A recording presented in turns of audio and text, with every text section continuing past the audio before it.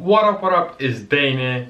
In this video I'm going to be talking about carbohydrates and fats, and are they really bad for you, should you be tracking them, all this kind of stuff. Now, just before I get into the video, if you've watched all my other videos, you know I tell the truth, right? I do intermittent fasting, however I don't say it's the best diet. I've tried low carb, I've tried all these diets, and I don't say they are the best diets. Well, I haven't tried all of them, but most of them.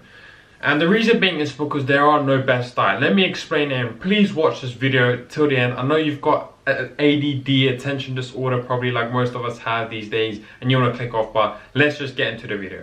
So, carbohydrates and fats, the new thing is the ketogenic diet, the new hot shot, just like all of the other diets, right? Let's face it, low carb came in, intermittent fasting, they all come in, it's a new big thing, and they all work for certain reasons. Let's use an example.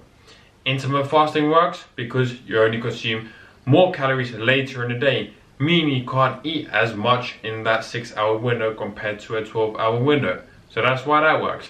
Why low carb works is because most people just increase the protein intake. Protein makes you feel more full than carbohydrates. So that's why that works.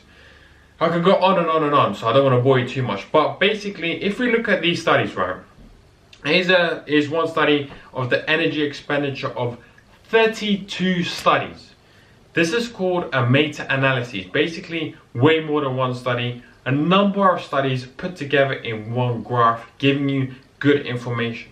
So if anyone's like telling you the keto diet, the low carb diet, intermittent fasting is more superior than one another, ask them to show you a great meta-analysis of energy expenditure and body fat, stuff like this. So this was done by Kevin Hall, and as you can see, man, like the averages, it just comes out that low carb and low fat diet, the energy expenditure is no different, and regardless of what diet you are doing. Some people might claim that low carb and high fat, or low carb and low fat compared to low carb and high fat is a different story, and it manipulates hormones and stuff like this. But what it really comes down to is eating a calorie deficit for fat loss, eating a calorie surplus to gain muscle, and eating calorie maintenance to maintain it. It's really that simple, right? Now, let's think about the keto diet because it's the new hot shot, right? So, some people claim that it's got some special benefits, and because it's high fat and low carb, shit like this, right?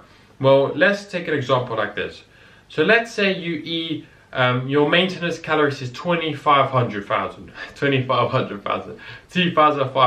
That's your maintenance calories. Now, let's say you're on a keto diet because it's a special diet, right? It's going to make you burn more calories, and the only way to lose fat is your energy expenditure is higher than your caloric intake. That's the only way you lose fat. But there's some people claim that the keto diet does some special shit, I don't know what.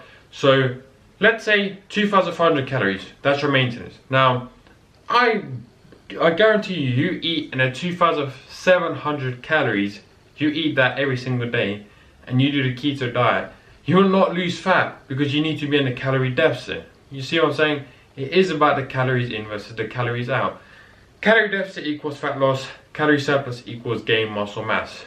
In some other cases, people, and a lot of studies have shown us, you can still gain muscle and lose fat at the same time, but it's a very slow process, and it applies mainly to, let's say, skinny fat people because they have a lot of fat, and that fat acts as energy, therefore they can use the energy to get stronger, stuff like this, and they can build more muscle mass. So anyway, I don't want to ramble on too much, basically because I've been speaking to some people, and they've been telling me, man, I need to track my carbs and fats, it's so important. And of course, yes, you don't want to go beyond a certain threshold or low threshold of fats because it's important for, like, you know, hormone function and stuff like that. So is carbohydrates, they are important. Like, I would bet you to train on 0 carbohydrates if you 100-meter sprinter and athlete. It's not really optimal for everyone. So anyway, that's that. So that's the end of the video, man.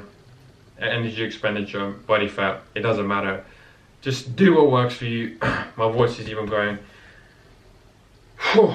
Stay positive, stay smiling, and make sure to watch my video on how to design your own workout plan. It's real important, and I'm out.